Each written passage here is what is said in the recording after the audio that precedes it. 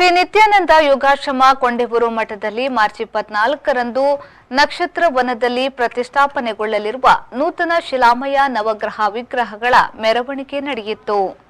ಉದ್ಯಾವರಮಾಡ ಶ್ರೀ ಅರಸು ಮಂಜೇಶ್ವರ ಕ್ಷೇತ್ರದ ಪರಮ ಪೂಜ್ಯ ಶ್ರೀ ಯೋಗಾನಂದ ಸರಸ್ವತಿ ಸ್ವಾಮೀಜಿಯವರ ದಿವ್ಯ ಉಪಸ್ಥಿತಿಯಲ್ಲಿ ವಿಶೇಷ ಪ್ರಾರ್ಥನೆಯೊಂದಿಗೆ ಆರಂಭಗೊಂಡು ಹೊಸಂಗಡಿ ಶ್ರೀ ಅಯ್ಯಪ್ಪ ಕ್ಷೇತ್ರಕ್ಕೆ ತಲುಪಿಸಲಾಯಿತು.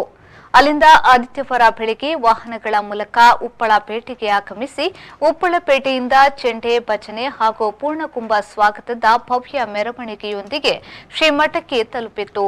ತದನಂತರ ನವಗ್ರಹಗಳಿಗೆ ಪರಮಪೂಜ್ಯರು ವಿಶೇಷ ಪೂಜೆ ಸಲ್ಲಿಸಿದರು. ಮಾರ್ಚ್ 24ರಂದು ನಡೆಯುವ ಅಷ್ಟೋತ್ತರ ಸಹಸ್ರ ನವಗ್ರಹ ಯಾಗದಲ್ಲಿ ಉಪಯೋಗಿಸಲ್ಪಡುವ ನವಧಾನ್ಯ ಮತ್ತು ಸಮಿತುಗಳನ್ನ ಭಕ್ತಾದಿಗಳು ಸಮರ್ಪಿಸಿದರು. ಬಳಿಕ ಯಾಗದ ಪೂರ್ವಭಾವಿ ಕಾರ್ಯಕರ್ತರ ವಿಶೇಷ ಸಭೆ ಜರುಗಿ ವಿವಿಧ ವಿಭಾಗಗಳ ಜವಾಬ್ದಾರಿ ಘೋಷಣೆ ಮಾಡಲಾಯಿತು.